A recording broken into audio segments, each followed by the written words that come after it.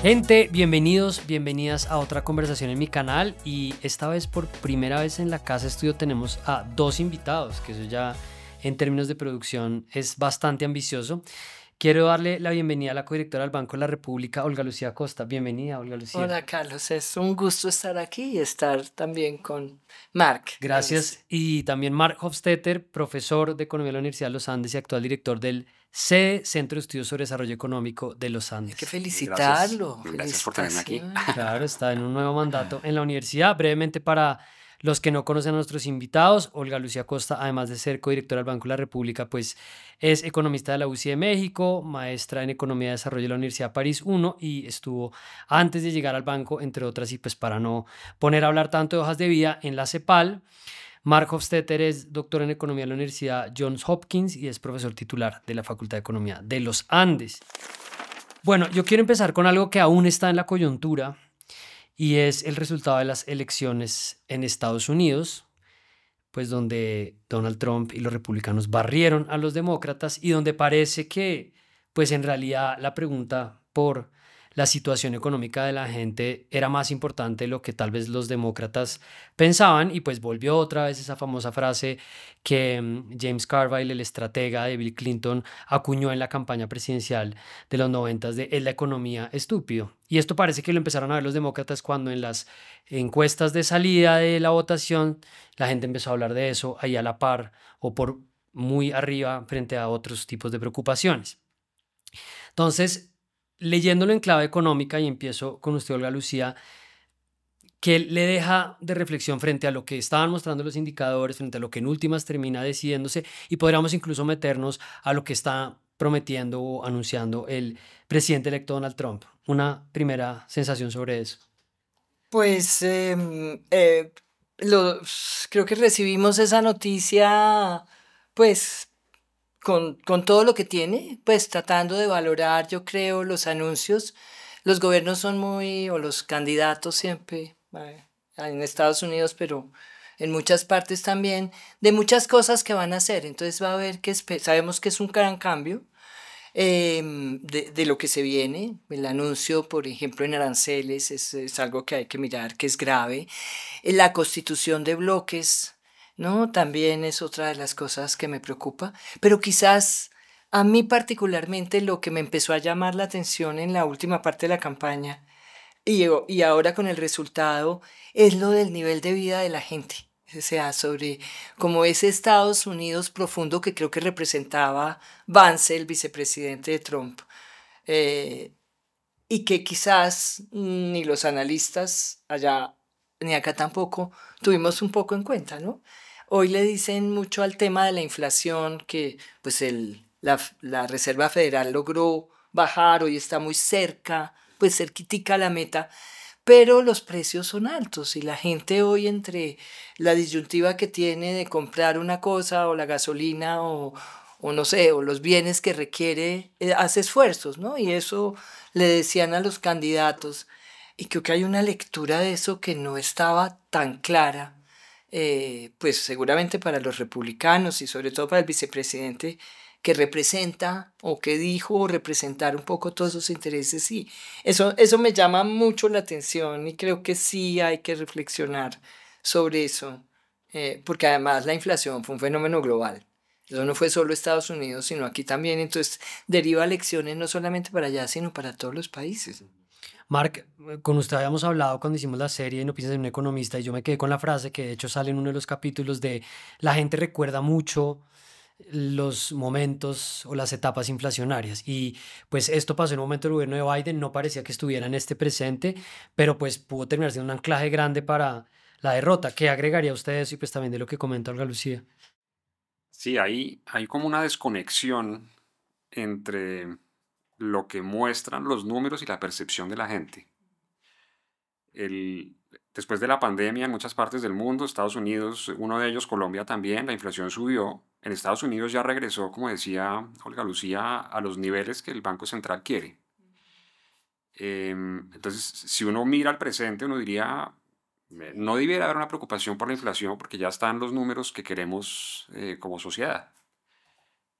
Pero eso es distinto a que la gente lo perciba así, ¿no? Que los números digan eso que los números digan el desempleo es bajito, que los números digan la actividad económica está bien, que los números digan los ingresos controlando por la inflación de la gente están donde debieran estar. Es diferente a que la gente lo lea así y seguramente en medio de una campaña política, pues los candidatos pueden asusar esas percepciones, ¿no? Y yo creo que esa fue una estrategia ganadora de Trump, de decir está todo fatal, y de pronto la percepción de la gente empeoró simplemente porque el candidato pues ayudó Pero a los que esa precios igual percepción sí empeorara. estaban altos. O eso sería, que era lo que me decían Digamos, a mí los algunas precios están, personas. pongámoslo así, los precios están más altos naturalmente de lo que estaban hace 4 años, pero los ingresos también. Y no hay realmente una evidencia de que en promedio la gente hoy pueda comprar menos cosas de las que podía comprar hace 4 años, ¿no? En esa carrera de los precios subieron, pero los ingresos también, las dos cosas parecen haber subido a la par.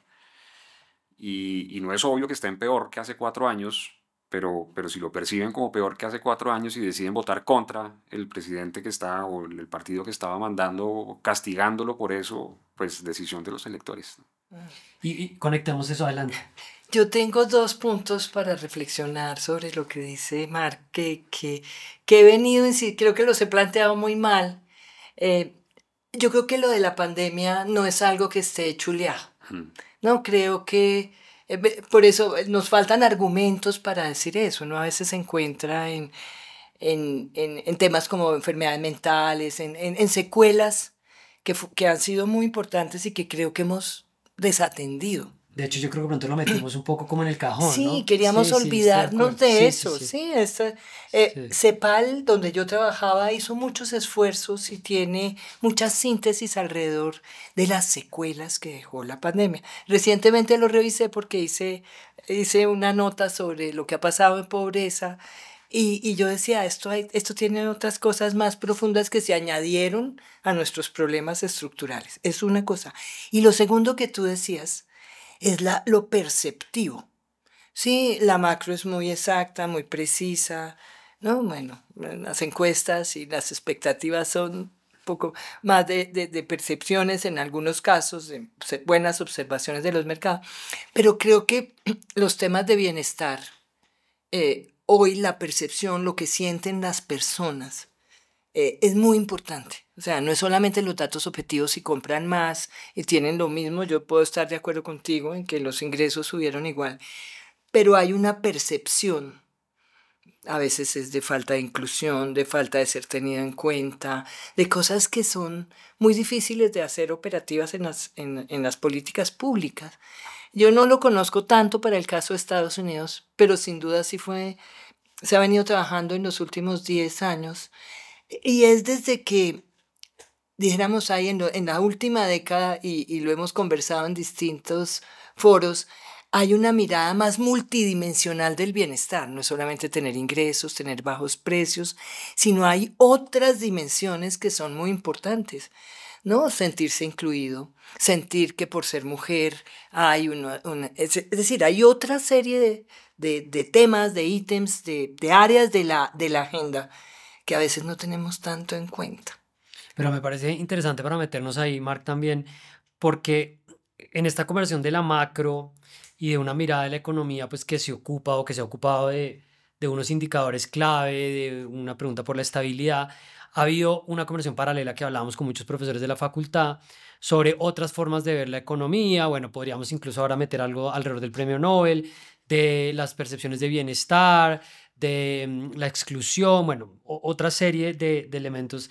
Y siento que ahí está esa conversación, o sea, si uno fuera a tratar de desarrollar un poco ese debate, ¿usted dónde pondría como, no sé, la banderita? Porque cuando uno mira las críticas que hay a los economistas, que fue parte de lo que tratamos de abordar, y los comentarios en los videos es bien interesante, es como, están mirando ahí una tabla de Excel, están ahí mirando unas gráficas, pero cuando nosotros decimos algo nos van a decir, es que es la percepción que estás teniendo.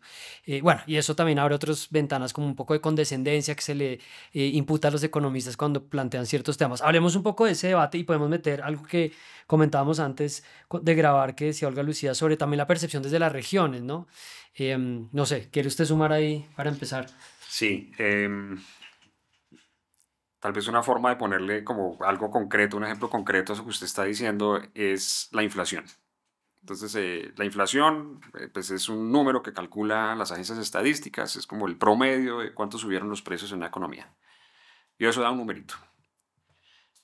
Si usted le pregunta a la gente cuánto fue la inflación, cuánto cree que es la inflación, la gente dice cosas muy locas, muy distintas a ese numerito. Entonces no le van a decir 5 o 6% en Colombia ahorita, hay gente que le responderá 20%, gente que le responderá 0, gente que le responderá 30%.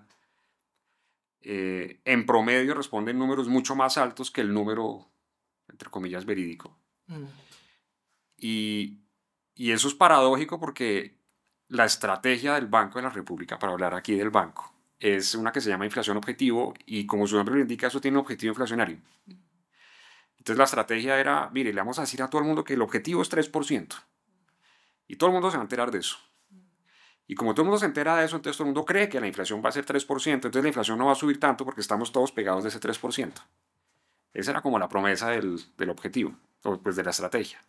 Pero se enfrenta a la paradoja de que la gente no sabe. La gente no sabe. Sí. La gente, digamos, en promedio la gente no tiene idea de que la promesa es 3%. Entonces eso de anclemos las expectativas de inflación alrededor del 3%, eso funciona en el mercado financiero. Pero el común de la gente no está pendiente de las noticias del Banco Central y por tanto esa noticia de que queremos una inflación del 3% no llega y hay un reto dificilísimo de comunicación de llegarle a la gente con ese mensaje en un tema que a la mayoría no le interesa, ¿no? La gente está ocupada en muchas cosas y si la inflación no es una preocupación, pues no le ponen cuidado al banco. Un argentino le pone cuidado. Lo No, tiene un argentino, ya usted se sube a un taxi argentino y le pregunta qué está la inflación, sabe perfectamente. Le pregunta la tasa de cambio, sabe eso perfectamente.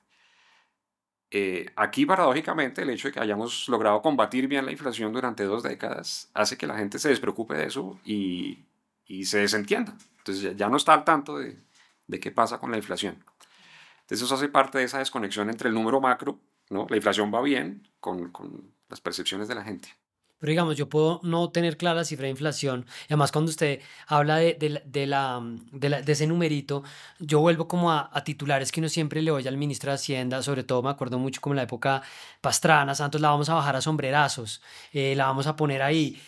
Sí, Eso era Holmes. Rudy con la tasa de interés. No, pero siempre, bueno, entonces... No pero ahí mentiras, como- con la inflación, ¿Sí? tienes razón, sí. No sé si Se estoy... iba a apretar el cinturón. Pero el punto fundamental es que yo digo, yo puedo no saber en qué está el número y sin duda no tengo como ese conocimiento de un taxista, pero sí puedo saber, oiga, está mucho más caro. No sé, voy al mercadito del miércoles y digo, pucha, está carísimo, no sé, los arándanos, las fresas, lo traigo por unas fresas carísimas, y, pero se subió. Bueno, claro, eso no solamente depende de eso. Pero para seguir por la línea que está diciendo Olga Lucía, sigue siendo el objetivo del banco. Y también hay una pregunta, si termina siendo eso como una especie de foco en detrimento de otros que puede tener. Mira, yo creo y lo se dijo mucho el año pasado. El año pasado el banco, al celebrar 100 años, mostró 100 años, ¿no? En realizaciones lo mostraron personas académicas, de todos los públicos y para todos los públicos. Y creo que incluso la evidencia, cuando uno mira las gráficas, se da cuenta que sí, que es cierto, que logró después del 2001, con algunos episodios que alejan, ¿no? Que una crisis de alimentos, que una sequía o un niño muy fuerte, alejan esas, pero vuelve y converge. Que la crisis financiera vuelve y converge. Este es el episodio, el reciente del 2020, pues es el episodio para todo el mundo. Sí, Uno claro. ve las gráficas de los bancos centrales y puede calcarlas, ¿no? Todos sufrimos de lo mismo. Pero sí hay algo yo sí creo que se ha hecho bien la tarea.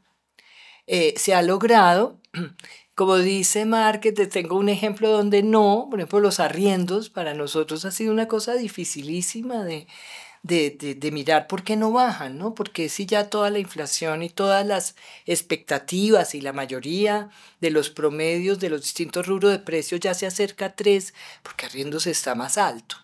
¿No? Entonces hay todavía como partes de eso que siguen siendo objeto de estudio, de cómo se forman ahí los precios, de cómo los recuperamos, de en qué momento suben, ¿no? Las explicaciones que hemos dado es que eso está indexado a temas de salario mínimo y salarios mínimos han tenido una variación alta, muy alta los 2 últimos años, varios puntos por encima de la inflación, de inflaciones que fueron altas. Entonces eso ha reforzado ahí, pero ya estamos. Y la buena noticia que tenía, y me adelanto de pronto No, adelante. a un tema que se dijo mucho la semana pasada cuando se tomaron decisiones en la Junta, es que las expectativas se anclaron, ¿no? Es decir, es el primer mes en que tenemos una inflación descendente, que la meta que fijó el banco, pues después de todo este episodio y de no haberla cumplido durante 4 años, es en el 2025 se cumple. Y pues ha estado esa pues presión para la Junta porque es cumplir lo que dijo, ¿no? Y para todo el equipo del banco que es graduar todos los instrumentos y todo a que lleguemos allá. Por fin octubre, todos los datos alineados, la mayoría de las encuestas del mercado y de las que cuando alguien compra un título de deuda deja la traza de qué piensa en la inflación más adelante. Y siempre se dice a eso hay que ponerle cuidado, porque es que es el que no es una expectativa, no es alguien que esté pensando, sino el que definitivamente está poniendo una plata ya y está diciendo, para mí la inflación va a ser tanto. Ya todas esas se alinean con el 3 el año entrante. Entonces hay muy buenas noticias para decir ha obrado la política monetaria, la gente tiene menos y seguramente seguirá difiriendo en las expectativas de las personas la tasa de inflación, se hacen esfuerzos. Yo también creo que hay que mejorar muchísimo la comunicación, tratarle de llegar a todas las personas, ¿no? Creo que se han despreocupado un poco. Yo recuerdo antes una cosa que está afortunadamente superada.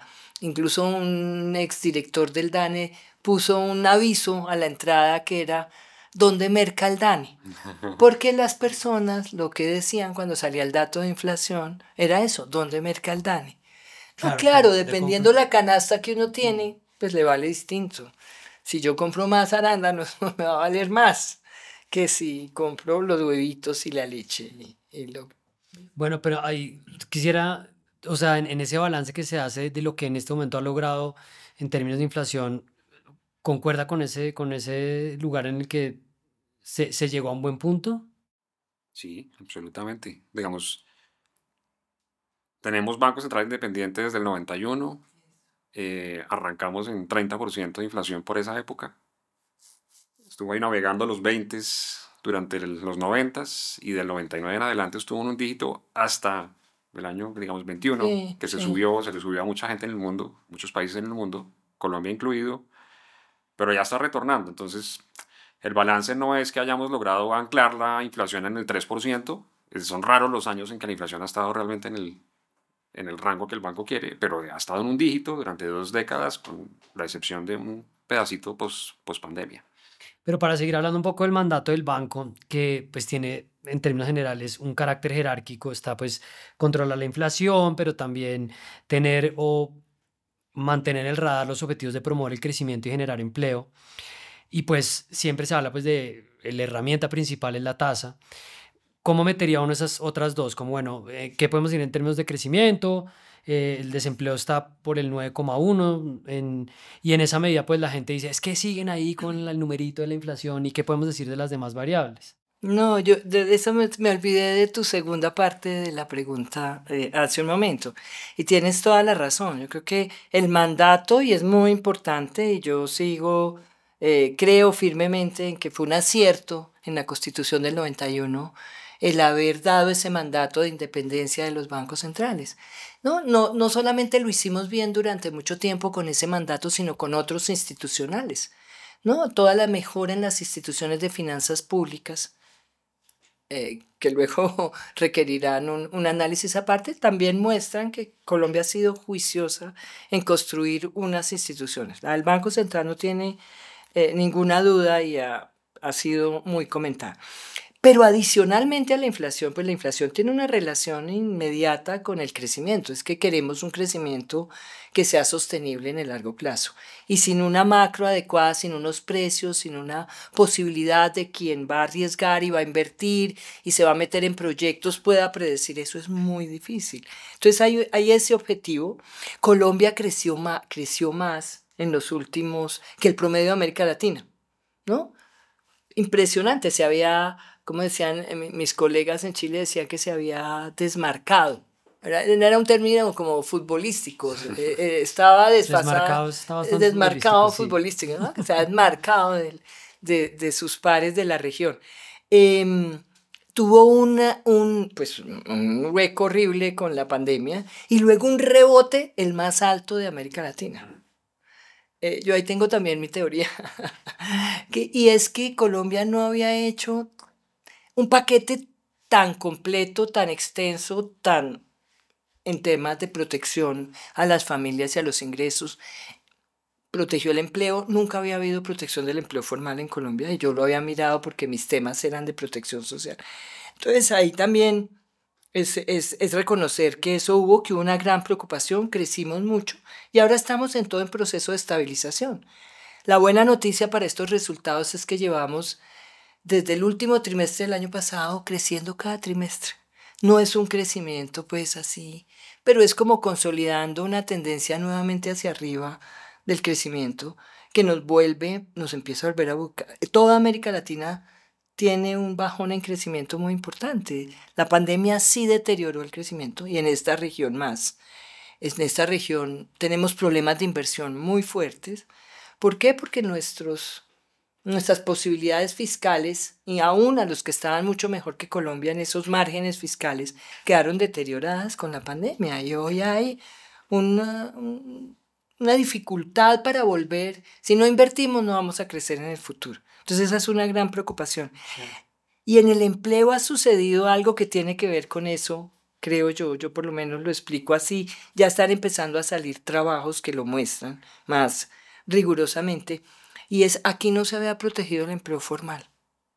¿No? ¿Por qué no? Porque teníamos las cesantías, o sea, nunca tuvimos un seguro de desempleo.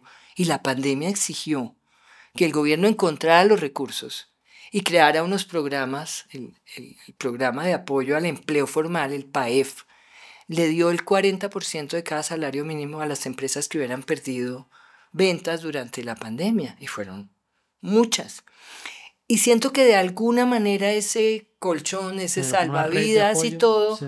Claro, le mostró a las empresas que conservar también su empleo era importante porque les hacía progresar. Las empresas siempre se quejan de que no encuentran la mano de obra que es, pero si salen de la que van formando a la primera crisis, pues no lo pueden hacer. Entonces hay algo de eso. Y el empleo, no solamente acá, en muchas partes, ha sido bastante... ha resistido bastante toda esta coyuntura de menor crecimiento, ¿no? El banco tiene, de una vez hago propaganda de cosas, tiene un grupo de estudios del mercado laboral con especialistas que de mucho tiempo atrás vienen mirando, siguiendo el tema del empleo. Y nos dan una coyuntura cada 3 meses del mercado laboral muy precisa, con estudios específicos, qué pasa con la migración, cómo afecta esto, o cómo afecta las diferencias en desarrollo regional. Entonces sí hay una preocupación de ver exactamente eso, con la dificultad que representa para Colombia. La política macro se hace con grandes agregados, pero lo que pasa en Colombia está regionalmente, es distinto. Entonces es distinto lo que le pasa a la costa con lo que le pasa al centro del país, con lo que le pasa a la Amazonía, a la Orinoquía. Claro. Marc. ¿Mandato o qué? Pues sobre este tema... Mandato, dale. No, pero me quiero quedar un segundo sobre el tema de empleo. Y pues porque... Pues primero, si le merece algún comentario como esta idea de que tanto la protección formal ha permitido también resistir a todo este tema y al golpe posterior a la pandemia.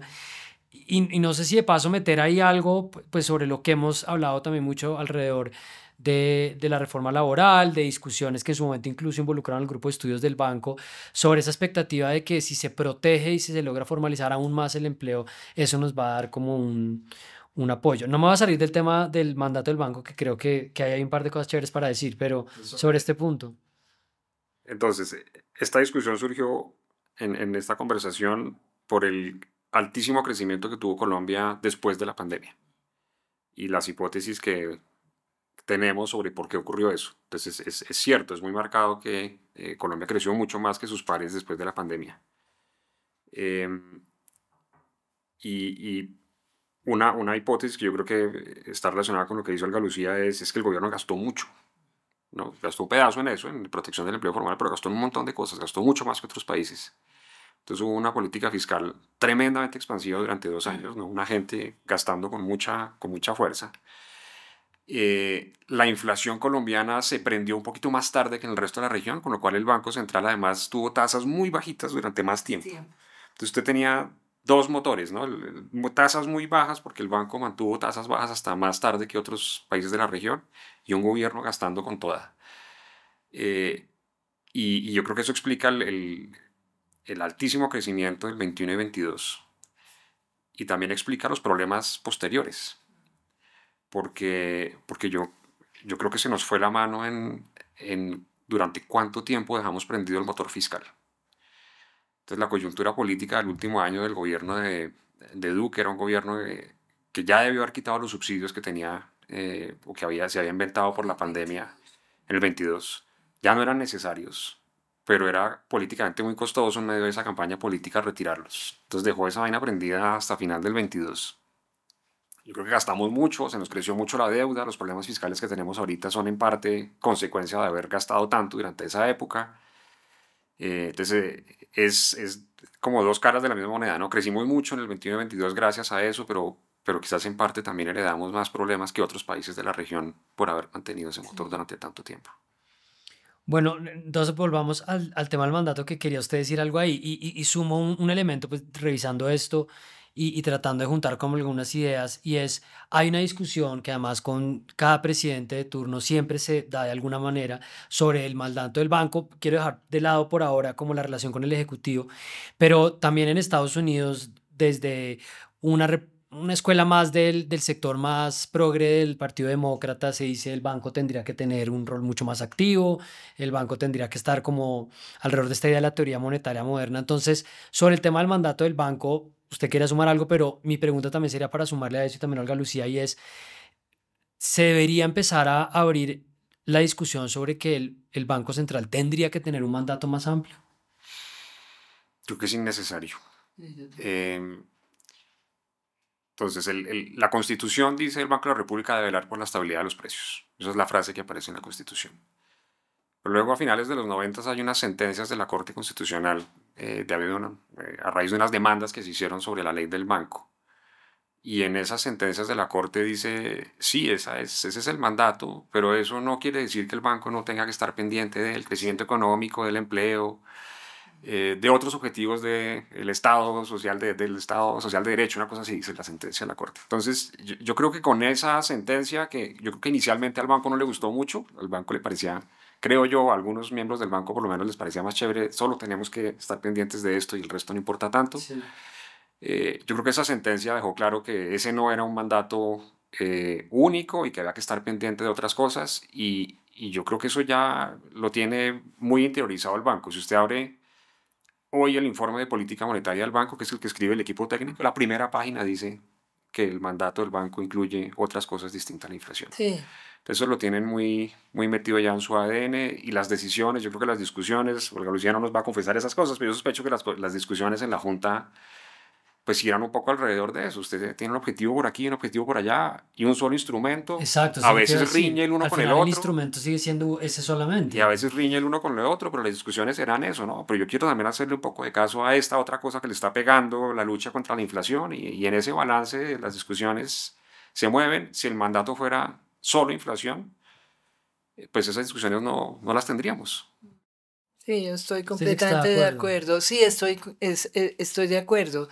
Y yo creo que ya que estoy, para quienes escuchan, que yo sé que hay un buen público escuchando, yo miraba los números de toda la gente que escucha. Eso lo recibimos con un halago. Bueno, entonces felicitaciones.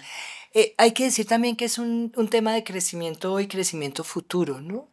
Colombia ha tenido algo que yo creo que vale la pena apreciarse, y es que no ha sido un país con una extrema volatilidad, ¿no? Y eso le da unos activos, ¿no? Y eso se siente como en la manera de pensar, pues en general de los economistas acá, ¿no? De resguardar un poco eso. Nosotros no hicimos grandes inflaciones que nos tuvieran que cambiar la moneda. O sea, no vivimos cosas que sí vivieron otros países que tienen. Entonces, preservar esa estabilidad me parece que es valioso y que a veces no la comunicamos bien cuando, pues, entonces yo creo que era eso. Pero creo que hay unas lecciones que tú alcanzaste a insinuar, Mark, y que son muy importantes, que debemos sacar. Seguramente hablar hoy ex post de lo que hizo o no hizo un gobierno es más fácil, ¿no? Pero uno metido en una pandemia, con esto todo parado, sin saber si era para pasado mañana o para dentro de 3 años, pues todos hubiéramos hecho un poco, usado los mismos instrumentos. Eso quiero hacer esa salvedad. Pero sí hoy nos deja lecciones para las futuras. Por lo menos yo en ambientes académicos lo digo mucho, ¿no? Y es, uno no debe controlar los precios como lo hicimos acá, y dejarlos fijos indefinidamente de la gasolina y de los hidrocarburos. Por eso nos retrasamos, ¿no? Nuestra inflación comienza a subir mucho más tarde que la de los demás países, precisamente porque aquí los precios estaban congelados, haciéndole una deuda al gobierno que tenía con Ecopetrol. Sin eso Ecopetrol no podía invertir. Entonces, parte de todo el ajuste es ahora volverlos a hacer. Y lo otro lo seguimos viviendo. Es decirle a unas empresas privadas, sabe que no cobren esta energía a tales suscriptores. Después, ahí vemos. Claro, y vamos viendo qué Ahí hacemos. vemos. ¿No? Entonces hoy el gobierno puede, porque tiene la facultad de hacerlo, hacer una cosa que llaman opción tarifaria, que es pagar, pero lo de estratos más pobres de la población, no todos. Entonces ahí hay una parte que no se sabe qué va a pasar, que tiene muy comprometidas a las empresas distribuidoras. Entonces mi lección ahí es, no lo hagamos la próxima vez que nos pase una crisis de esta. No toquemos precios, ¿no? Sino ajustemos, miremos de dónde sacamos recursos, damos directamente el apoyo a las familias que requieran, a los transportadores que requieren seguir haciendo su función, pero no vía desestructurar esos precios. Es fácil decirlo ahorita, sí. Reconozco, pero pues hay que sacar lecciones. Un par de cosas más relacionadas con mandato y nos movemos a algo distinto. Bueno, igual iba conectando, pero por un lado decía que siempre hay una relación tensa con el Ejecutivo. El presidente a mediados de octubre volvió a plantear en su tribuna favorita en Radio X, pues la crítica sobre las tasas de interés, la relación con la deuda, y pues empezaría con usted, Mark, frente a cómo ve esa relación con este gobierno en particular. Sabemos que todos han tenido de alguna u otra forma como una expectativa de poder incidir más en el banco, a pesar de que pues, su ministro de Hacienda está ahí sentado. ¿Cómo lo ve usted? Yo tengo un curso que doy hace 20 años de monetaria en la universidad. Y en la primera página del programa tengo como unas frases sueltas, y una de ellas es siempre la última frase que ha dicho el presidente de turno sobre política monetaria. Entonces, si yo echo para atrás mis programas de ese curso, usted va a encontrar frases del presidente Uribe, frases del presidente Santos, frases del presidente Duque y frases del presidente Petro, opinando sobre qué debiera hacer el Banco Central con la tasa de interés en su próxima junta. Entonces, no es raro que los presidentes en Colombia le metan la cucharada en su tribuna favorita para presionar, empujar, opinar sobre lo que el Banco Central debiera hacer pronto, usualmente en la dirección de bajen tasas de interés, ¿no? O si se requiere subirlas, no las suban mucho, o subanlas despacio, o tengan cuidado. Entonces, usted va a encontrar eso y el banco vive con eso. A mí personalmente me gusta el arreglo colombiano en donde el ministro de Hacienda está sentado en la Junta. Hay colegas a los que les parece que esto no es suficientemente ortodoxo, ¿no? Que el banco debiera hacer una cosa por aquí y el gobierno otra por allá. A mí ese arreglo donde el ministro va y da sus opiniones y el banco las oye, no decide el ministro la política monetaria, pero ese diálogo me parece un arreglo interesante, en donde se preserva esa independencia del banco, porque igual el ministro no tiene el poder de que el banco mueva la tasa en una dirección o en otra o haga una cosa u otra, pero ese intercambio de opiniones me parece razonable. Y la tribuna política, pues los presidentes la usan para... No, es chévere pelear con un enemigo poderoso como el banco. Pero entonces usted lo ve hoy en día, pues, haciendo el recuento de todos los periodos como, pues, una especie de ruido con el que siempre ha convivido el banco. Sí, Sí. y ha habido épocas más difíciles, porque, digamos, en ese instante, por ejemplo, el presidente Petro no es un presidente popular. Pelear con el presidente Uribe en el 2003 o 2004 con el 80% de popularidad era otra cosa. Y el banco se dio peleas en ese momento donde le llevó la contraria al presidente, que creo que era más difícil de lo que es hoy en día llevar la contraria al presidente Petro. Ese ruido, Olga Lucía, es como cuando está lloviendo durísimo De afuera y... acuerdo. Es más agradable, digamos. No, yo quiero decir, claro, que escuchamos pues al presidente y nosotros hacemos unos comités consultivos, no sé si eso sea lo sepa la gente afuera, pero vimos a los empresarios de muchas regiones del país. Y pues, ¿qué creen que que ellos piden y qué dicen? Pues que la tasa de interés está muy alta, que los proyectos no les cierran por eso, y los oímos con mucha paciencia. Yo contestaba la semana pasada, porque me hacían la pregunta directa, hay banqueros muy importantes que están pidiendo que baje la inflación, que bajen la tasa.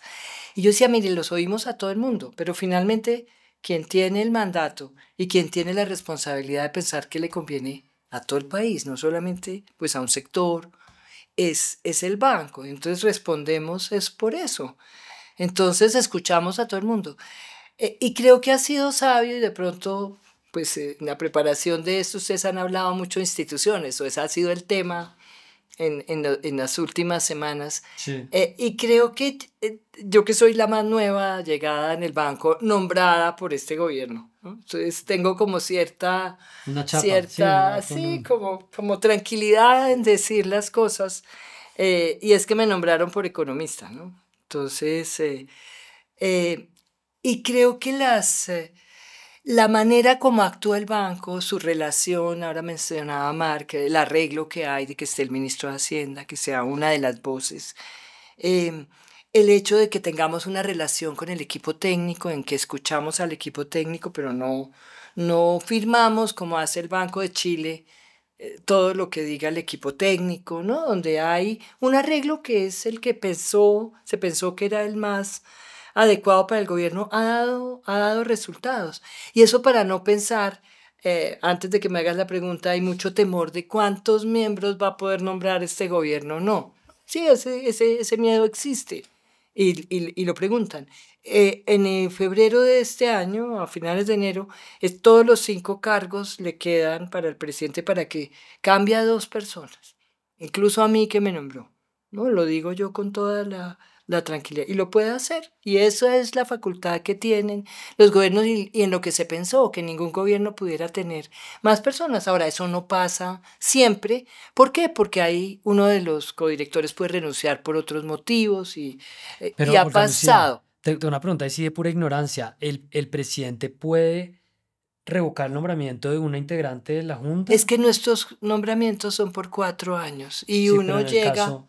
pero yo llegué a completar el Ah, el periodo periodo de Alberto de Alberto Carrasquilla Carrasquilla, y ya, ya, ya. Alberto había llegado a completar, Ya. creo que era el de Carolina Porque Soto. en condiciones normales no lo podría hacer. O sea, digamos, en un No, él no puede, periodo... no, él cambia Ya, sí, sí, sí, sí, 2 ya. miembros de la Junta, salvo que alguno, Sí, como en el caso de Alberto, hubo una ya. decisión pues del Consejo de Estado Sí, sí, sí, y eso. se fue, es eso, ¿ves? Pero en el anterior periodo hubo 2 renuncias, ¿no? Entonces, El presidente Duque nombró a los 5. creo que nombró a los 5, sí. Ahora, eso habla bien de la institucionalidad del Banco Central, que sigue haciendo la tarea, ¿no? Y que seguramente, no, pues sus actuaciones lo dirán, le dijeron muchas veces que no al ministro de Hacienda. Entonces, hay muchas cosas que suceden al interior de la Junta que vale la pena, que a mí me parece que se deben conocer, y hay unos requisitos que debemos cumplir para llegar allí, ¿no? Entonces, tener una carrera relacionada, aportar algo de cosas a la Junta, pero también dejar por escrito para la posteridad lo que uno piensa exactamente. A mí me cuestiona en cada junta, ¿no? Bueno, yo estoy escribiendo esto para los que van a leer esto y tengo que ser absolutamente responsable de poder explicar hasta el último argumento que tengo para eso. Yo no estoy votando por lo que recientemente diga tal o cual, sino por lo que efectivamente mi síntesis puede hacer. Y creo que confío en que todos los miembros de la Junta hacen algo similar dentro de sus opciones que tienen, que son distintas. Pero debería haber, y también quisiera saber qué piensa Marc de esto. ¿Debería haber mayor publicidad? Siempre hay una discusión sobre la transparencia, que a mí me parece que es un poquito una trampa frente a la deliberación, y bueno, eso también lo han estudiado, por supuesto, los profesores de la universidad, pero ¿debería haber mayor transparencia de lo que el banco decide y cómo lo decide? Creo que la hay, creo que la hay. Precisamente la protección que hay es para que uno Deliberen. pueda deliberar Sí, absolutamente sin presiones, ¿no? Sin ninguna presión. Y la que se da es, no solamente se hace un comunicado, sino luego se hacen las minutas en donde se explica la posición pues la que ganó, si es unánime, si es los argumentos que se tuvo y los que no, uno puede decir que debieran ser. Hoy han empezado a salir trabajos sobre el papel de la transparencia en la credibilidad y empiezan a darle pistas a uno si debe decir más y decir claro. menos, pero la hay, ¿no? Podemos estar de acuerdo en que hay que de pronto explicarlo más, menos técnicamente, ¿no? Sí, pero la hay, y es una rendición de que nosotros terminamos la junta, sale el comunicado e inmediatamente nos sentamos a elaborar algo que es una comunicación que espera a todos los agentes de que quiere saber cómo fue la votación ahí, la ve. Obviamente no dicen tal y tal y tal y tal votó. Y, Hoy el mercado adivina. y usted que lo siga al de tal, ¿qué diría? Adivina, él adivina. No, el banco es mucho más transparente de lo que era hace 10 Sí, años y hace 10 años era más sí, transparente que hace 20, pero la transparencia tiene un límite. O sea, sí. usted no puede poner, no sería conveniente poner Claro. una cámara que transmita a la Sí, junta no. directiva, Sí, a eso me refería, porque sí. usted quiere un espacio donde usted pueda deliberar sin temor decir tonterías, ¿no? Y que en el debate usted pueda cambiar de Sí, no, si le opinión. mete redes sociales ahí, lo rompió. Tremendo, ¿no? Entonces, Estoy hasta ese aquí punto no, decidiendo. pero el banco sí transmite mucha más información al público de cómo toma sus decisiones y por qué que hace un tiempo. Hasta el punto, por ejemplo, que ya es riesgoso en algunos términos de dar las proyecciones del equipo técnico, que eso no lo hacían antes. Usted se mete hoy a la página del banco y usted puede saber 4 qué semestres en cree el adelante. Banco Central que va a ser la inflación en el 2026. Mm, Y ese número puede estar mal. En la pandemia, por ejemplo, se pifiaron tremendamente. mm. Entonces ahí hay un riesgo, ¿no? Usted da unas proyecciones, las proyecciones no resultan ciertas y entonces le dicen, ¿esta gente qué está pensando? Pero me parece útil también equivocarse y que la gente le diga usted se equivocó, pues también hace que usted se devuelva al tablero, ¿no? Sin esa rendición de cuentas es más difícil volverse al tablero y decir yo ya la había embarrado. Y no es tan usual, Mark, ¿sabes? Estuve recientemente en Ginebra en un seminario de bancos centrales y preparé con Juan José Ospina, más Juan José Ospina que yo. La verdad, todos esos errores, el pronóstico mirado en distintos periodos y la diferencia que había contra lo que iba dando. Y fui y lo expuse, ¿no? Sinceramente, ¿no? Como el moderador me decía, qué candidez. Y les pasó a muchos bancos centrales, Y no fue les solo al pasó a todos, colombiano. pero nadie habla de eso, ¿no? Entonces nosotros salimos y decimos, mire a dónde venimos. Ya ahora el pronóstico está mucho más cercano a lo que pasa. Pero siento que acá hemos sido capaces, ¿no? Y eso habla bien de la institucionalidad del Banco Central y del staff técnico, de mostrarse y de decir, mire, ¿cómo sería esto de grave y de que no entendíamos todo perfectamente? Que además porque siempre tuvimos la meta, creo que fuimos muy ambiciosos en creer que todo esto, y esto está ligado con lo que decíamos antes de que la pandemia ya, esto fue un shock transitorio. Todos los bancos centrales dijimos eso. Transitorio por cuántos ¿Qué trimestres, entendemos por ¿no? transitorio? Sí. Que ese tema sí se discutió allá. Hay mucho debate alrededor de qué tan transitorio. Y yo traigo algo que se lee mal en macro porque, bueno, yo digo, hay secuelas. Seguramente en los agregados macroeconómicos, pues encontremos nuevamente pues los valores y nos acerquemos. Pero hay fenómenos de sociedad que nos van a costar. Y que creo que hay que estar pendiente y que estas conversaciones que son un poco más amplias, que nos invitan a pensar a veces como no economistas, como no macroeconomistas, son muy poderosas por eso. Porque es que además cuando explican lo de las pifiadas a la par con que el banco se arriesga a poner unos números sobre la mesa, creo que es un ejercicio para quienes no hacemos parte de eso, como de, bueno, la economía y los economistas pueden también mirarse al espejo de una manera más crítica, porque si no, el oráculo no está ahí listo, ¿no? Porque es como un poco lo que a veces le venden a uno. Un elemento más sobre el banco, que además recoge la discusión de las instituciones. Hace un par de semanas y estuvo acá sentado Leopoldo Ferguson, hablábamos del trabajo pues de el premio Nobel de AJR, de Robinson, de Johnson y de Acemoglu. Y bueno, eso abre otras ventanas, pero me quiero quedar un poco en la del banco porque, y también alrededor del mandato, y es esta nueva pues responsabilidad que le está asignando la reforma pensional, que vamos a ver eso finalmente en qué queda. En esta configuración que se propone, el emisor pasaría a ejercer la administración de los ahorros del pilar contributivo de la reforma pensional. Se crearía una cuenta especial y el banco tendría ahí como una labor administrativa, pues que finalmente tiene que ver con la gestión de la inversión. Entonces, ¿cómo es, Olga Lucía, del lugar de la codirección y pues sabiendo que la decisión de la Corte aún la estamos esperando, y también dentro de la arquitectura institucional del Banco Central, que entre a tener ese rol?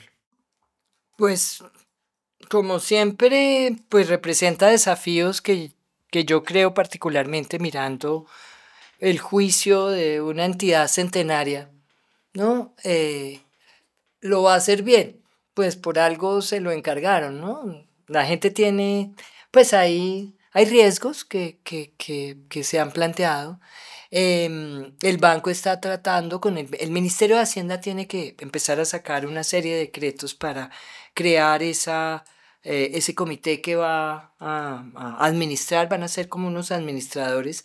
Entonces está decidiendo lo que mejor convenga para garantizar esa independencia, ¿no?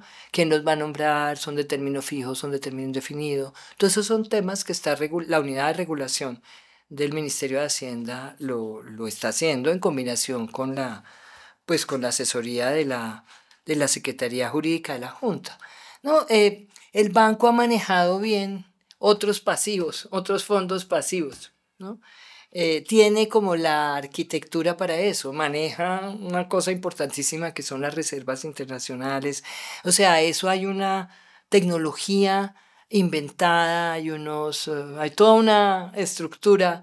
Es fascinante además ver cómo eso funciona, ¿no? Entonces, yo creo que si pues hay una ley que nos dice que somos nosotros, entonces tenemos que obrar en consecuencia con esa ley y hacerlo que no comprometa para nada lo que nosotros pensamos. Entonces eso va a estar lejos y apartado de, de las funciones de la Junta porque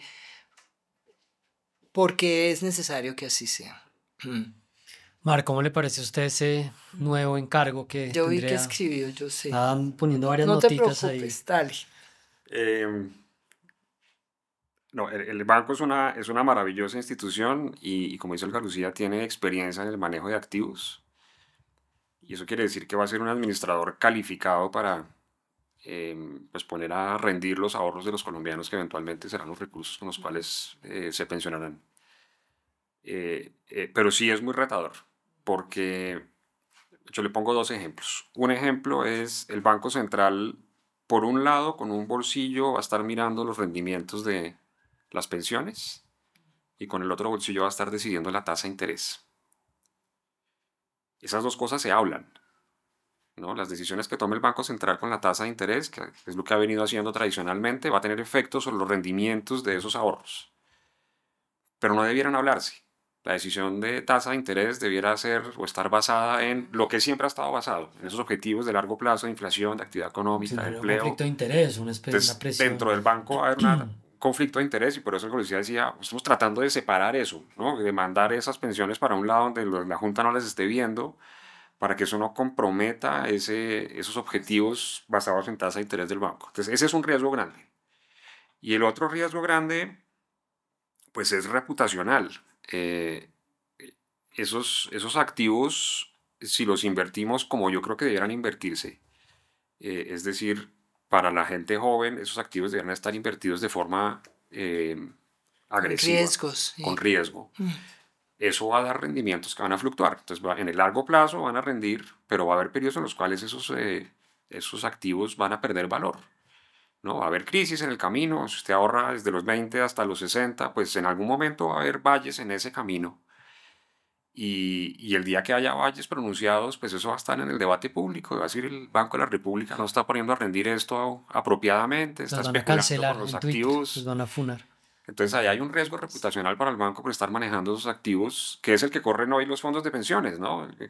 Pasa, cuando un fondo de pensión dice, este mes nos fue mal y los ahorros de los colombianos perdieron Cayeron, valor, todo el sí. mundo sale a decir, pero ¿cómo así?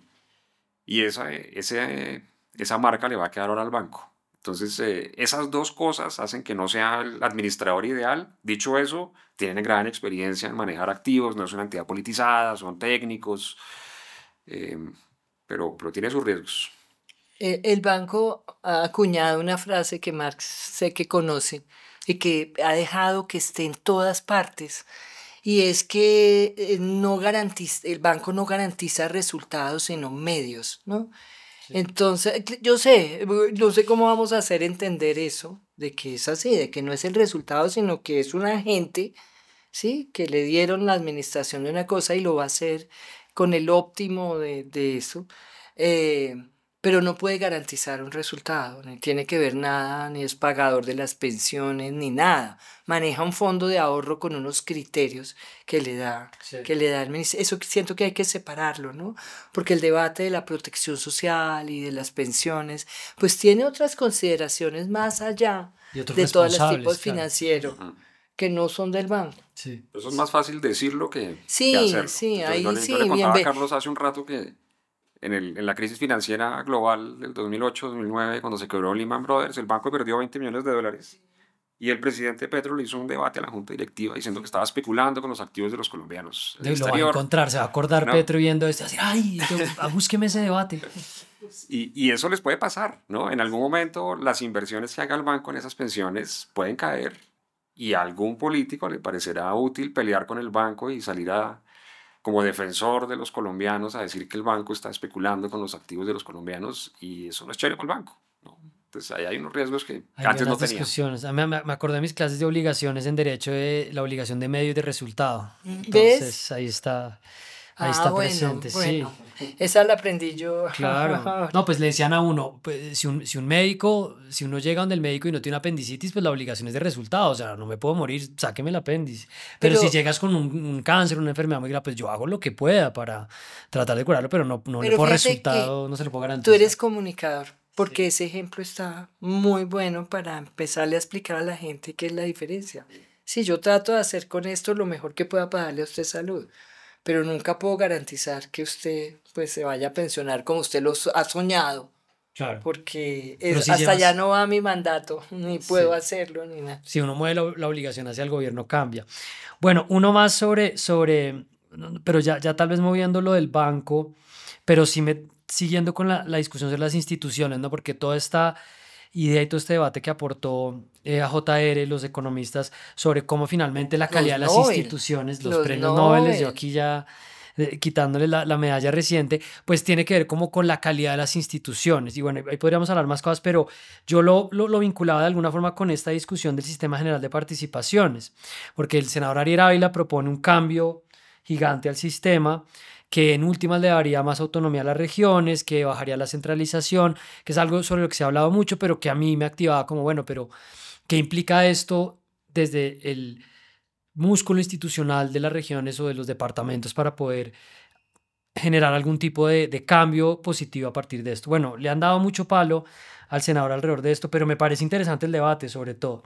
Entonces, Olga Lucía, desde la codirección, ¿usted qué podría aportar?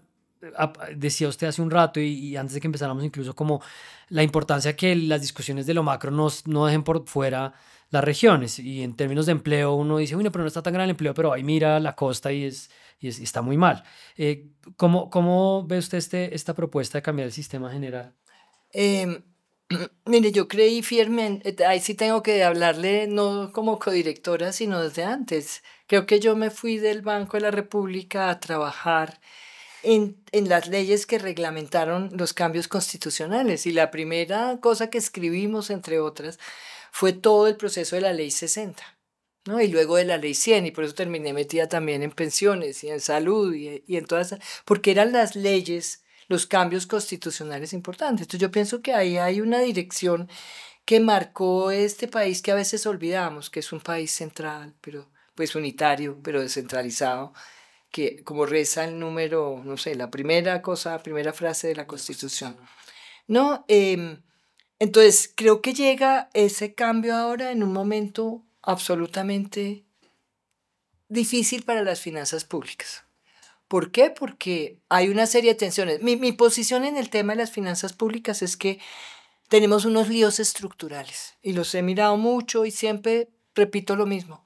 Unas diferencias entre los ingresos que tenemos y los gastos enormes que tratan de igualarse, pues se generan un déficit enorme, endeudamiento creciente.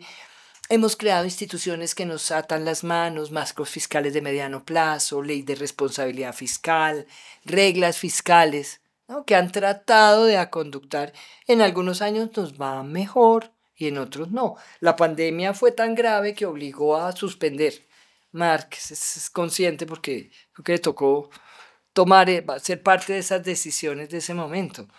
Desde que había que suspenderla, era tan grave, hicimos un déficit de más de 7% del PIB que pues creo que ahora volvió y se retomó y estamos en un momento de tratar de cumplir en unas condiciones pues apretadísimas esa regla fiscal. Entonces que llegue ahorita un proyecto de acto legislativo que, así sea con plazos, quiere aumentar lo que se cede a las regiones sin que se haya comenzado como se deben comenzar estas cosas. La secuencia aquí es importante. Todos los que trabajamos en eso de la Ley 60 y todo, sabíamos que primero había que decir cuánto valía educar un niño o cuánto valen los servicios de salud que requiere, lo que llamamos UPCs, ¿no? Unidades de pagos. Era muy importante antes de definir el cuánto. Aquí se está tratando de definir como el cuánto antes de todo eso. Entonces es una discusión que empezó complicada, que la hace muy difícil. Y muy difícil en particular en este momento, ¿no? Entonces, lo que hablábamos antes es, yo creo que este debate tiene dos cosas. Una, a mí me extraña muchísimo que personas como Ariel Ávila, como distintos representantes y senadores como Angélica Lozano, que han estado pues conociendo, el CARF mismo ha dado todo, de los líos fiscales que tiene este país, o sea, del escasísimo, nulo prácticamente margen fiscal que tiene. Entonces eso debía ser una parte. Pero a los macroeconomistas, y ahí sí digo yo, nos toca saber más que yo sí creo en ese tipo en que tenemos que distribuir mejor las responsabilidades. Yo hablo no tanto de los recursos, pero sí las responsabilidades.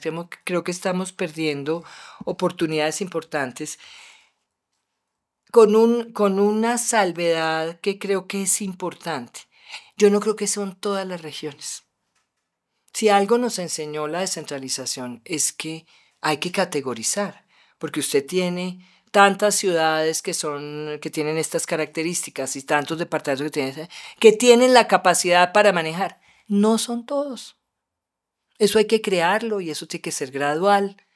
Entonces creo que volvimos a caer en algo que caímos hace más de 30 años, es en considerar que era lo mismo un municipio pequeño, alejado, con dificultades, a una ciudad con muchas más capacidades. Eso no puede ser así, ¿no? Entonces el debate tiene de ambas partes. Yo creo que no hay un acuerdo. Eso me parece impresionante. No, eso se soltó ahí a ver qué pasaba. Me parece impresionante porque todas estas cosas han tenido ejercicios que los debaten, que se arma más o menos la cosa antes de pues someterla.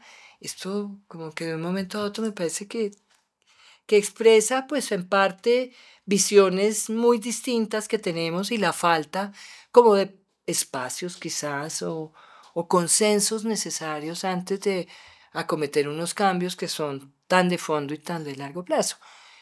Dicho eso, también digo que en el 2001 se hizo un acto legislativo que cambió las cosas.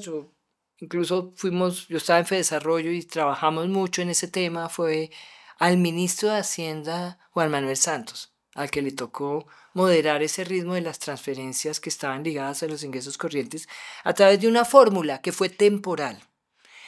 Luego, nuevamente, cuando se llegó el tiempo de que se vencía el tiempo, que se hace otro acto legislativo en el 2007. Entonces estamos también aplazando una discusión que desafortunadamente hoy se sitúa en un momento muy difícil para las finanzas públicas, ¿no? Entonces creo que tenemos que poner todas las cartas sobre la mesa. ¿Qué cartas pondría usted, Marc, frente a esta idea del cambio del sistema? Si usted hace una grafiquita, yo la pegué alguna vez cuando pegaba más cosas en Radio X que ahora, del gasto público relativo a los ingresos del país de Colombia desde principios del siglo pasado.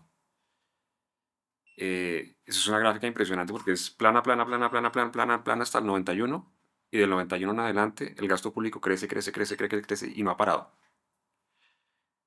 Entonces nosotros le pusimos a nuestro Estado con nuestra nueva Constitución del año 91 una serie de tareas, pero no hemos llegado a un acuerdo sobre cuándo se detiene esa subida, si es que se va a detener, y sobre todo cómo la vamos a financiar. Entonces parte de nuestros debates hoy en día tienen que ver con esa incoherencia entre una sociedad que le pide al Estado que haga un montón de cosas y una reticencia de la sociedad misma a pagar por esos servicios que le está exigiendo al Estado. Y la descentralización calza dentro de eso. Entonces hay una promesa de la Constitución del 91 de que vamos a tener un país que funciona de forma mucho más descentralizada, pero no le hemos dado los instrumentos a las regiones, es decir, ni a los municipios ni a los departamentos, para que eso funcione. Yo creo que hacerlo forzadamente con transferencias desde el Estado central es una mala idea. Yo creo que esta discusión está muy bien, pero yo creo que tendría que venir de la mano de, mire, usted ahora, señor municipio, señor departamento, va a estar a cargo de hacer tal y tal cosa, pero usted también va a estar a cargo de recoger tales y tales recursos. Vamos a crear estos impuestos son suyos, usted está a cargo de recaudarlos, y de pronto usted puede tanquear con el gobierno nacional central algunos de esos ingresos, pero que todo venga del Estado. O sea, el Estado recoge todos los impuestos y se los da a los departamentos y a los municipios. Yo creo que es la receta para que creemos una crisis fiscal, porque el esfuerzo que van a hacer luego los entes locales para recoger sus propios recursos va a ser nulo, porque les va a llegar todo gratis sin exigirle nada a sus comunidades, y eso puede acabar muy mal. Y entonces eso hay que sumarlo justo a lo que decía Olga Lucía, que estamos en una situación fiscal tremendamente difícil. Entonces plantear una reforma en la cual usted ahora le va a dar una tajada todavía más grande desde el gobierno nacional central a los entes territoriales, pues ya tiene a los mercados financieros que le prestan al gobierno con los pelos de punta. Y eso era un poco el mensaje que la Junta dio en la última reunión, ¿no? Que es raro que la Junta opine sobre política fiscal, pero esta vez la cosa se puso suficientemente seria como para que decidieran en un comunicado que tiene una página gastar unas líneas a decirle al Congreso, supongo que es en esencia el mensaje, ojo con esto. Se puso así de seria la cosa para que lo quisieran decir. Sí, yo creo que el tema es muy serio y tiene a mucha gente, y como dice Marc, pues una parte de lo que nos está pasando con mayores costos de lo que pagamos en deuda externa, pues eso se subió, hay que decirlo, cuando perdimos la calificación, ¿no? O sea, venimos con esos problemas acumulados tratando de resolverlos, ¿no? Y ahora llega esto, que te suena como absolutamente, pues no es el momento, Sí. por lo menos no de plantearlo así.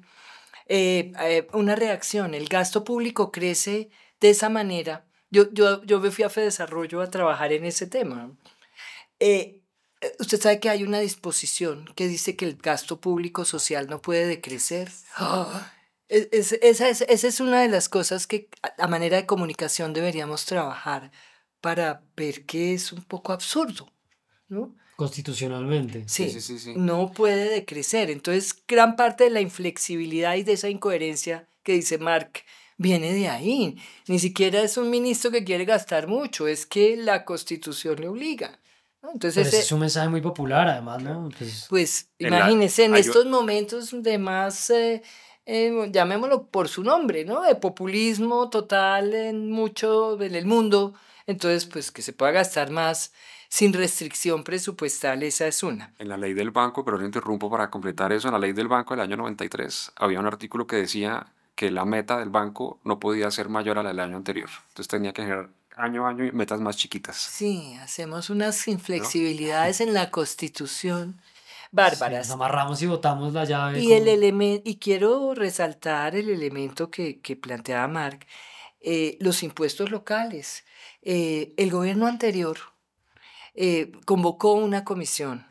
Mm, El Nano Zuleta fue Así es. nuestro secretario técnico, nos llamaron a varios que hemos trabajado en temas de impuestos, ahí tuvimos la fortuna de contar con Roberto Junguito, ¿no?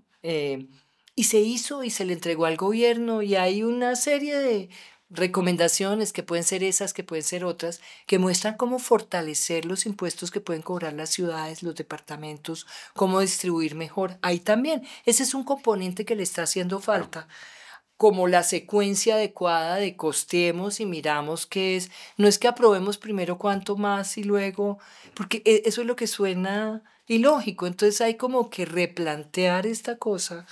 Vamos a ver si hay espacio, pero eso va a un ritmo que tiene muy preocupado. No, pero digamos que abrió el debate, ¿no? O sea, pienso que hay ahí como pues sobre, no tanto sobre si es buena idea o no, sino oyéndolos digo, sobre qué tanto los departamentos y los entes locales están haciendo su propia gestión o si se están creando incentivos para que no lo hagan, ¿no? Para decir, oiga, nosotros tenemos que hacer recaudo o generar ingresos. Yo tengo un par de temas más, lo voy a poner un poco más corto porque de pronto abusado el tiempo que ustedes nos están dando, pero se me había quedado uno que además Marco me lo comentó al comienzo y lo mencionó Olga Lucía, que es el de las reservas internacionales. Porque ponía el ejemplo Olga Lucía, y si lo estoy planteando mal, ustedes me corrigen, de que el banco tiene experiencia manejando cierto tipo de inversiones a propósito de lo de la reforma pensional, pero, y me ilustraba sobre esto Mark y conectaba con algunas cosas que recordaba sobre, pues, el banco tiene unas reservas internacionales que están ahí, cuyo propósito no es realmente hacer más rico al país, sino que estén ahí. Entonces quería empezar, Olga Lucía, preguntándole si eso es algo que genera una conversación o su opinión, pues porque de todas formas es un dinero que está ahí. Claro, y tengo que corregirte en una cosa, Carlos, no son del banco, aparecen en el activo del banco por una Pero es del convención, gobierno. pero es del país, ¿sí? Del país. Entonces, esa es muy importante. No, y eso se maneja, es extraordinario ver pues el juicio. Cuando yo trabajé en el banco, en los 80 pues eso nunca llegó a 10.000 millones de dólares, ¿no? Hoy hay más de 60.000 millones de dólares en reservas. Eso tiene miles de indicadores de si se miden meses de, ex- de Exportaciones. importaciones. Hoy hay indicadores mucho más sofisticados, además de las importaciones que tenemos que hacer cada año, sumarle los compromisos, hay unas metodologías y el banco cumple eso y las reservas del banco y las firmas que el banco maneja una parte del mismo banco y contrata a otros y eso está en permanente competencia, mirando cuáles son los rendimientos, por qué sí, por qué no, si algo no rinde inmediatamente, solo se puede invertir en activos clase con doble A, ¿no? O sea, hay un rigor y un aprendizaje. Colombia se destaca en esos mercados por un buen manejo. Entonces yo creo que, que eso habla muy bien, pues, de ese manejo, de la solidez que da. También hacerlo, lo reconocen, pues, nuestros acreedores, ¿no? Tener unas reservas consolidadas suficientes que nos permiten incluso tolerar ciertos choques. Este del COVID fue brutal. Y entonces se acudió a una línea de crédito flexible con el Fondo Monetario Internacional para tenerlas incluso bien, previendo que las exportaciones no iban a ser tan grandes como eran siempre. O sea, yo siento que hay un criterio de prevención fundamentalmente en el manejo de esas reservas, ¿no? Pero eso está ahí como si fuera rompa el vidrio en caso de emergencia, pero la emergencia... No, fíjate que esas reservas producen una serie de utilidades. No, unas utilidades que no se gastan todas, porque eso tiene una cantidad de cosas contables y yo no quiero meterme aquí en Honduras, porque es bien detallado. Claro. Unas cosas pueden contabilizarse en patrimonio como más reservas y solo se pueden distribuir aquellas que se deriven verdaderamente de ganancias realizadas, ¿no? De que tú vendes, no sé qué, un título y se realizó una ganancia, no solamente se valorizó eso. Entonces esas utilidades se le pasan al gobierno. El Banco de la República le está pasando al gobierno 10 billones de pesos mal contados en los últimos años de esas utilidades, porque el banco saca una parte que es mínima, que es lo de su funcionamiento, y el resto de todas las cosas que hace de su trabajo fiduciario son utilidades del banco. Eso está reglamentado desde la ley del banco.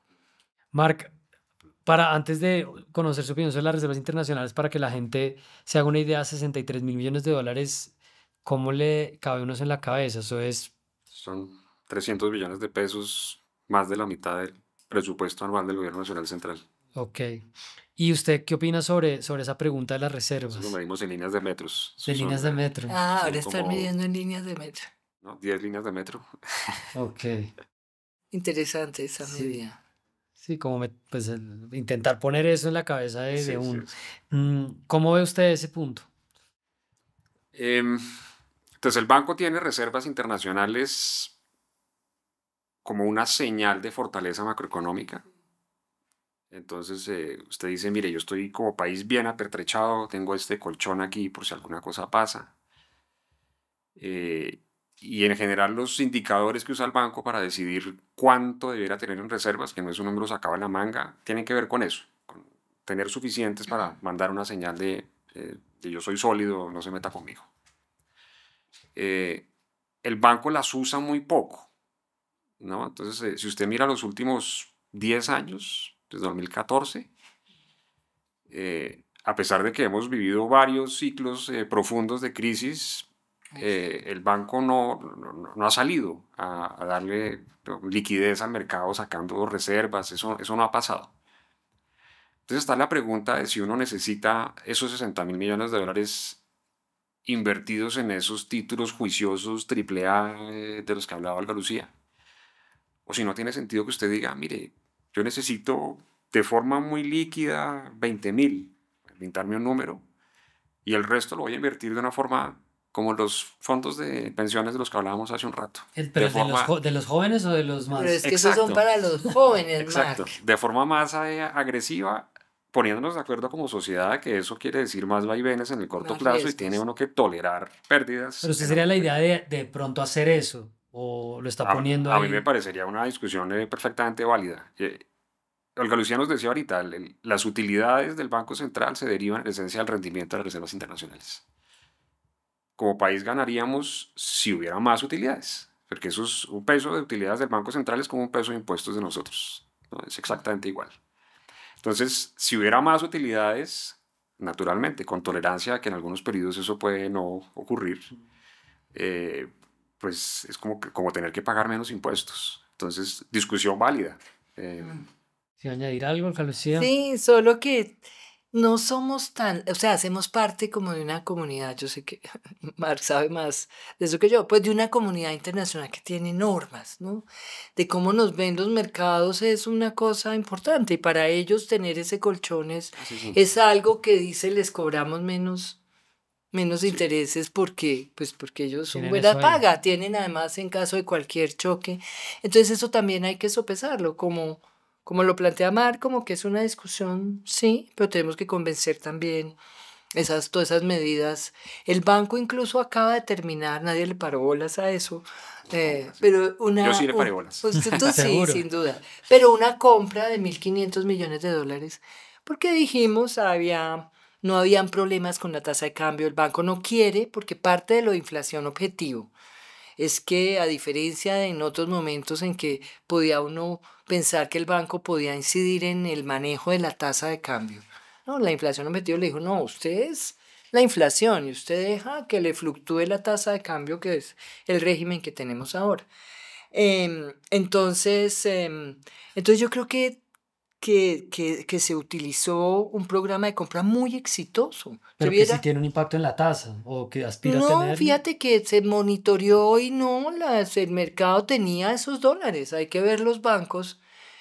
Tenían esos dólares y pujaron porque fue un esquema de subastas y compraban un cupo y se les mantenía un cupo y luego lo ejercían si estaban de acuerdo dependiendo la tema de corte. Es un tema súper sofisticado y más o menos 200 millones de pesos cada mes se subastaron y de dólares, perdón, y ahorita se terminó en noviembre y se evaluó y ya. Entonces como que quedamos un poquito mejor. Aún, o sea... Eso suena un montón de plata, pero en realidad no lo es. No es mucho, porque es el mercado 1.500. intercambiario mueve mil millones de dólares cada día, más o menos. Ok. Entonces, comprar $1.000 millones, 1.500. 1.500, ¿no? sí. Entonces, comprar 1.500 millones Sí. no es tanto. Sí. Bueno, un tema más porque veo, codirectora, que usted tiene ahí un esferito en la mano y primero no sé si puedo chiviarlo o decir, Muéstrelo. mostrar esto que dice breve.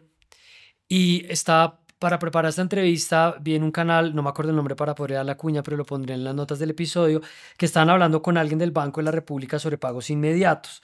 El año pasado hablé con la directora Diana Taboada, como venía diciendo, y abordamos no tanto de pagos inmediatos, sino también como ese animal complicado de las monedas digitales, del mundo cripto, que nos abriría otro tema que me gustaría eventualmente hablar de eso con algún invitado o en otro espacio.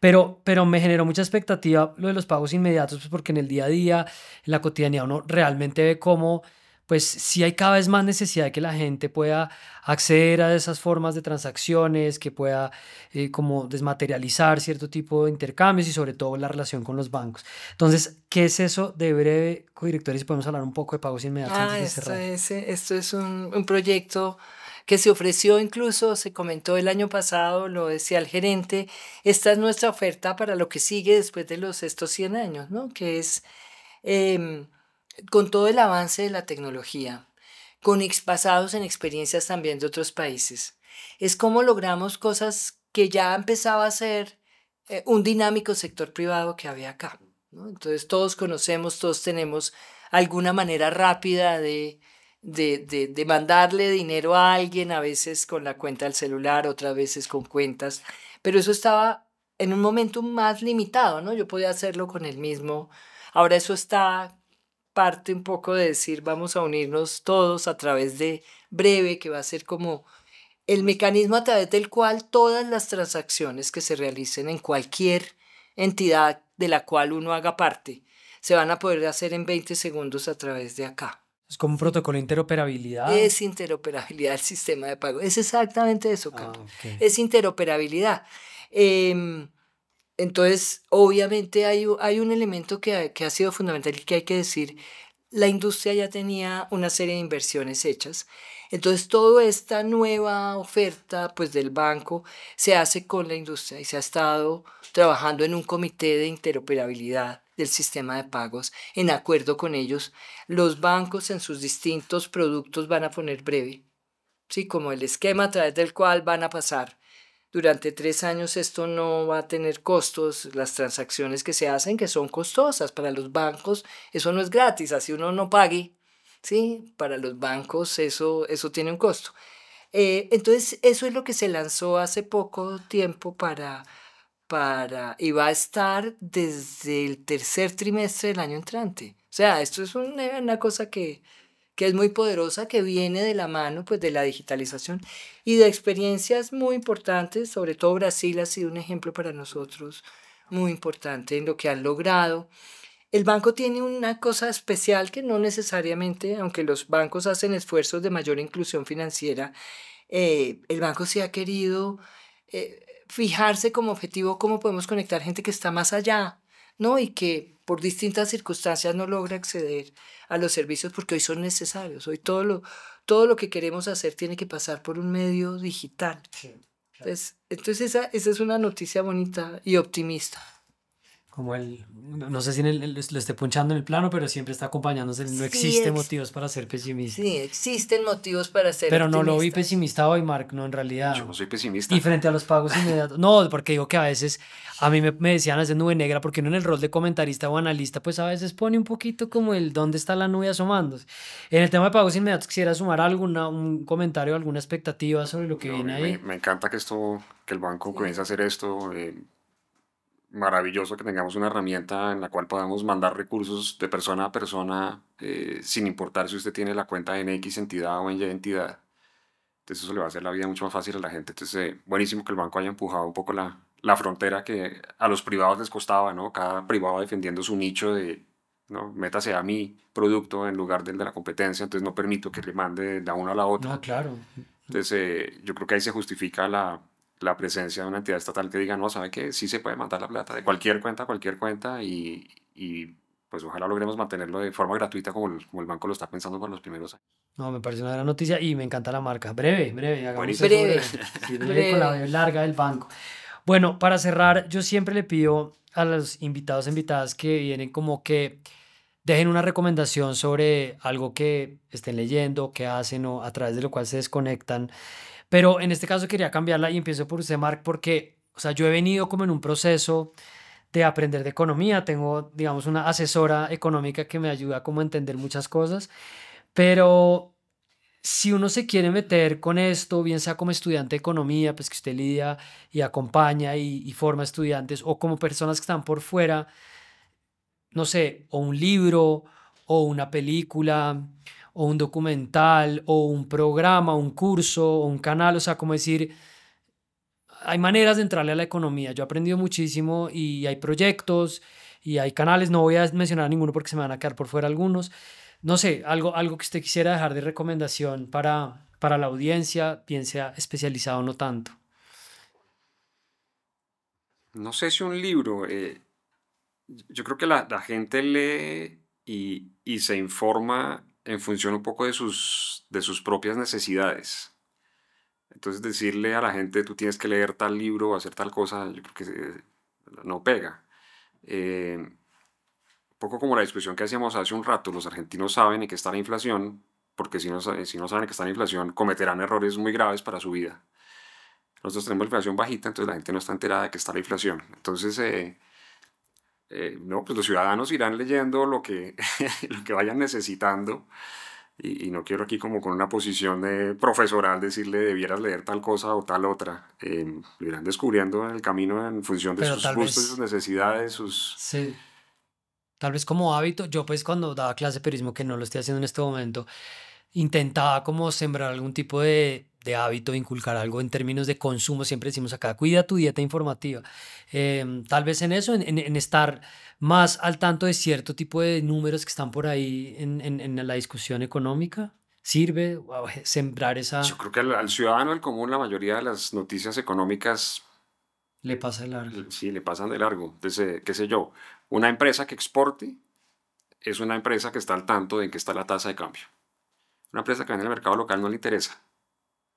Entonces, a eso me refiero, ¿no? Si usted necesita el dato, usted va y lo busca, está en la jugada, se entera. Si usted está metido en el sector financiero, obviamente importa la decisión que toma el Banco Central, entonces está al tanto de si sabe quién es Villar, la mayoría de la gente no sabe quién es Villar, y sabe lo que dijo Villar en la última junta. La gente que no está en el mercado financiero tiene ni idea quién es Villar, entonces Villar camina tranquilo por las playas de Santa Marta y no lo saluda a nadie. Entonces, un poco en función de sus propias necesidades, usted Sí, se o sea, mete en ese mundo. sí, no, yo diría, bueno, si no tiene que estar pendiente de la cifra de inflación, yo creo que es que está bien, es que está Exacto, exacto, tranquilo. eso es una buena noticia. Sí. Que la gente esté desenterada de noticias económicas quiere decir que la cosa va más o menos bien. Ok, ok. Olga Lucía, No, yo sí, te voy a decir que es más de temas de desarrollo, más bien, chévere. Carlos, sí, más de temas de desarrollo.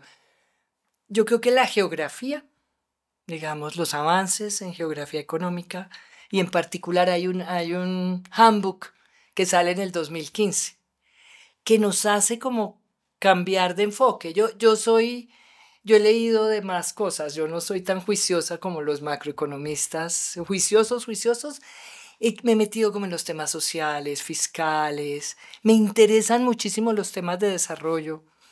Y en particular eso último, ¿por qué? ¿Por qué nos metimos ahí en ese tema? Por el acuerdo de paz en Colombia. Y porque se venía trabajando como vamos a diferenciar las políticas, como me tocaba trabajar mucho con programas en el DNP, la misión de ciudades, la misión de transformación del campo. Y luego quedamos como en punta, bueno, y ahora el acuerdo de paz y hay un montón de cosas que hay que hacer. Y la geografía económica vino en nuestra ayuda. Y creamos una cosa, una reflexión que no es propia nuestra, sino que fue como recogida, que son los vínculos rurales urbanos, ¿no? Que tienen que ver todo con geografía.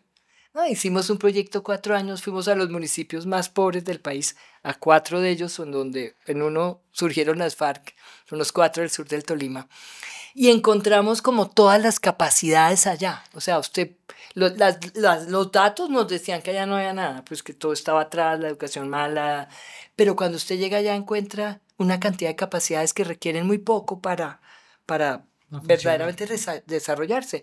¿Qué requieren? Vínculos.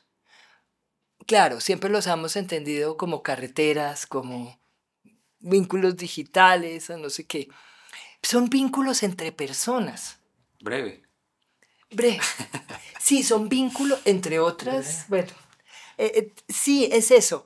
Y ahora vino un libro, entonces como dijiste que puedo hacer un libro, Claro. que estoy leyendo y que me parece, es súper conocido y seguramente a unos no les gustará, pero es Nexus de Harari. Ah, claro, sí lo estaba oyendo. Sí, Nexus. es que es vínculos y lo he pensado mucho y entonces digo yo, es como esperanzador, ¿no? Pensar en que si nos conectamos mejor, ¿no? Pues podemos no solamente para postear cosas tontas en X, sino verdaderamente descubrir como intereses comunes. Se mira lo que están haciendo todas esas zonas del país a punta Claro. de vínculos. Eso quedó metido en el plan de desarrollo actual. Ha habido mucha receptividad porque está aprobado. Europa trajo a muchas regiones que han quedado como atrás a través de conectarlas, ¿no? En Holanda, en Inglaterra, conectarlas con intereses que tiene gente en las ciudades. Entonces es poderoso como idea de desarrollo. Sí, y es como un cambio también de paradigma de la información y la libertad de expresión, que es no tanto de mi autoexpresión, sino de en función de con quién o cómo me conecto. Bueno, Nexus de Harari lo ponemos ahí en las notas del episodio. Y pues muy, muy chévere, de verdad, aprendí mucho en este rato, muy interesante y creo que triunfamos José en el experimento de tener acá 2 invitados. Marc, gracias por sacar un rato No, para gracias a conversar. ustedes. Un placer. Chévere, gracias Olga Lucía, codirectora del Banco de la Bueno, República, muy por haber sacado un interesante. espacio para Sí, conversar. ¿no? Súper interesante. Gracias, Carlos. De verdad que dan ganas de oírse todos los programas. Ya son muchos. Ya son muchos. Ya son muchos. Estamos Yo llegando dije, a la no. charla 70 tal vez. Gente, Sí. suscríbanse, compartan, comenten, seguimos en conversaciones, cuiden la dieta informativa, aquí les dejamos algunas y si no están pensando en la inflación es una buena noticia. Chao. Ah.